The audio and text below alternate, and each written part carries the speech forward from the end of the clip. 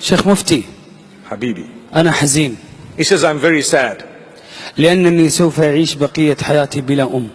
He says, because I'm going to live the rest of my life without my mother. She's passed away.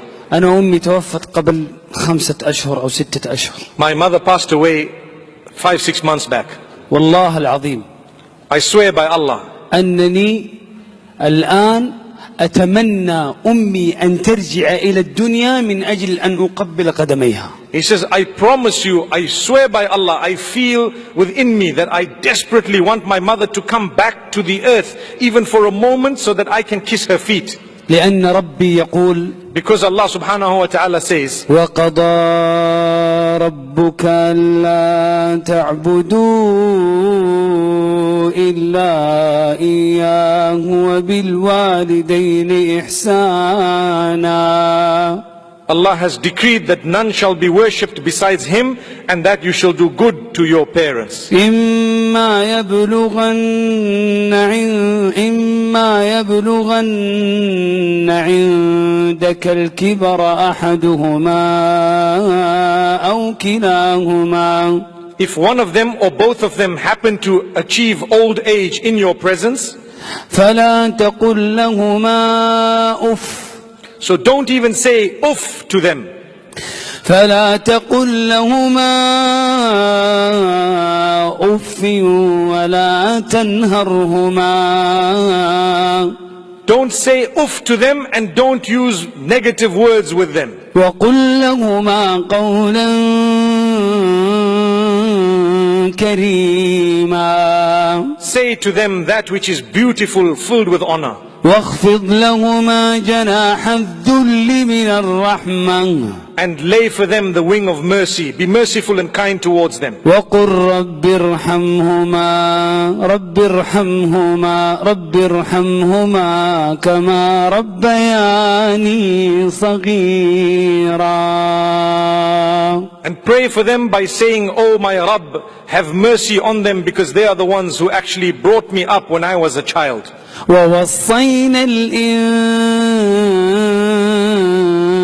الإنسان بوالديه حسنا. And we have instructed mankind to be good to his or her parents. ووصينا الإنسان بوالديه إحسانا. In another verse, the same thing is repeated. Allah says, we have instructed man to be kind to his or her parents. الله سبحانه وتعالى ربما كثير من الناس معنا الآن وأباه وأمه لم يدخلا في الإسلام. He says, there may be from amongst us some people whose parents are not Muslim. الله سبحانه وتعالى أمرنا أن نبرهما. Allah subhanahu wa ta'ala has instructed us to be kind to them too, and to fulfill their rights. وصاحبهما في الدنيا معروفا. And be in their company, Allah says regarding parents, in this world in a good way. حتى وإن لم يدخلا في الإسلام فيجب عليك أن تبر أباك وأمك. Even if they are not Muslims yet, Allah subhanahu wa ta'ala says it is compulsory for you to be kind and good to them. Obviously He's the one who chose those parents for you. أتى رجل إلى نبينا محمد صلى الله عليه وسلم. A man came to the Prophet sallallahu alayhi wa sallam. فقال يا رسول الله. He said, O Messenger sallallahu alayhi wa sallam, من أحق الناس بحسن صحابتي. who is the most deserving from among the people of my kind companionship? فقال عليه الصلاة والسلام. So the Prophet sallallahu alayhi wa sallam said, أمك. your mother. ثم من؟ Then who else? قال أمك. He said again, your mother. فقال الصحابي من؟ Then he asked again, who after that? أمك. He says, your mother, a third time. قال ثم من؟ Then he says, who? قال أبوك. Then he says, your father. After that, your father. فهل أنت So you, the question is, صاحب لأمك؟ are you a good companion to your mother? فهل أنت Are you أحسنت الصحبة لأمك؟ from among those who did good and kindness to your mother? فهل أنت Are you قد بررت بأمك وأبيك؟ from among those who fulfilled the rights of your father and mother? أريد أن أرسل إليكم رسالة من رجل فقد أمه. He says, I want to give you a strong message from a man who's just lost his mother وفقد أباه. and who lost his father. أتمنى لحظة واحدة I wish for a يرجع moment that they could come back حتى أقبل قدميه. so that I could kiss their feet. La ilaha illallah. الله المستعان. May Allah subhanahu wa ta'ala grant his parents Jannatul Firdaus and all those who've passed away, our parents too. Ameen. عندي بشارة للشيخ منصور ولكل من فقد أباه أو أمه. He says, I have good news for Sheikh Mansour and for anyone who's lost their parents. أن البر لا ينتهي بوفاة الأب والأم. That the goodness and the kindness to your parents does not stop at the point of their death. والصحيح And the correct, أن البر الحقيقي يبدأ بعد الوفاة. that the true goodness to your parents actually starts after death, after their death. لأن الأب أو الأم الذي في قبره الآن Because the mother or the father who's already in their grave right now, لا يستطيع أن يحصل على حسنات وأن يقوم بأعمال صالحة لأنه في قبره. they will not be able to do any more good deeds because they are in their graves. فقد انقطع عمله So all their deeds are cut, إلا من ثلاثة: except three things. صدقة جارية، A charity that they had given that is constant or the reward of it continues.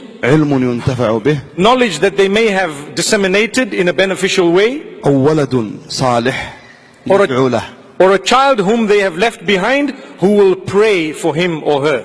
والولد في اللغة العربية يطلق على الذكر والأنثى. And the term walad in the Arabic language refers to both male and female, a child in the English language. فتستطيع أن تدعو لهم وأن تدخل لهم حسنات في قبورهم وأن تبر بهما حتى بعد. So you can actually be good to your parents after they've passed away by praying for them, their forgiveness, and that Allah give them Jannah and protect them from hellfire. نسأل الله سبحانه وتعالى أن So- يغفر لآبائنا وأمهاتنا الأحياء منهم والأموات وجميع المسلمين وأن يجعل قبورهم روضة من رياض So الجنة. we ask Allah subhanahu wa ta'ala to forgive all our parents and those who are alive and those who've passed away, and to grant every one of us Jannatul Firdaus. شيخ مفتي، مهما فعلنا لآبائنا وأمهاتنا فإننا لا نعطيهم ولا حقا بسيطا من حقوقهم. He says, no matter what we've done in terms of goodness to our parents, we would not have fulfilled their rights even in a small way. أتى رجل من اليمن A man came from Yemen وقد حمل أمه في الحج على ظهره carrying his elderly mother on his back من اليمن إلى مكة from Yemen to Mecca على ظهره، on his back. فرأى ابن عمر رضي الله عنه So Ibn Umar radiallahu anhu saw, فقال يا ابن عمر، so he says, Ibn Umar, oh Ibn Umar, يا ابن عمر أتيت من أمي من اليمن إلى مكة على ظهره فهل أديتها حقها؟ he says, oh Ibn Umar, I brought my mother on my back all the way from Yemen to Makkatul Mukarramah. Have I fulfilled her rights?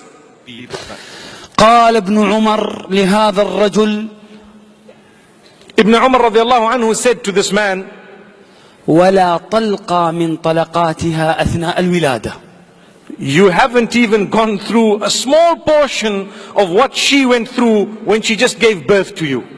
ونختم He says, I end بقوله سبحانه: with the statement of Allah subhanahu wa ta'ala, وقضى ربك ألا تعبدوا إلا إياه وبالوالدين إحسانا. Allah has decreed that none shall be worshipped besides Him, and that you shall be good and kind to your parents. إما يبلغن عندك الكبر أحدهما أو كلاهما If either one of them reaches old age in your presence, فلا تقل لهما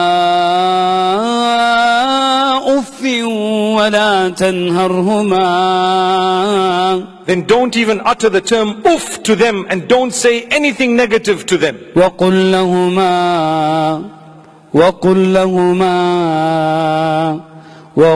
لهما قولا كريما. and say to them that which is filled with honor and dignity, beautiful words of kindness and softness. واخفض لهما جناح الذل.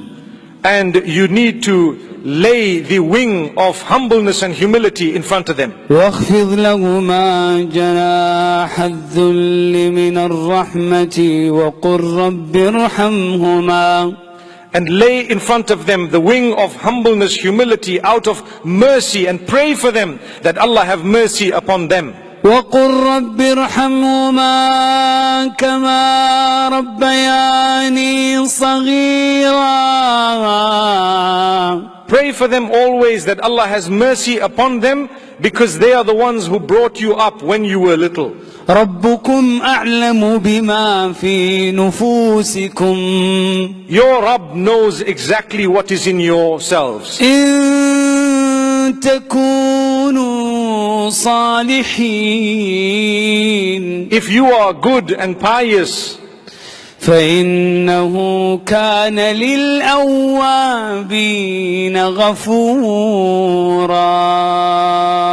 indeed Allah subhanahu wa ta'ala is most forgiving to those who often repent and return to Him.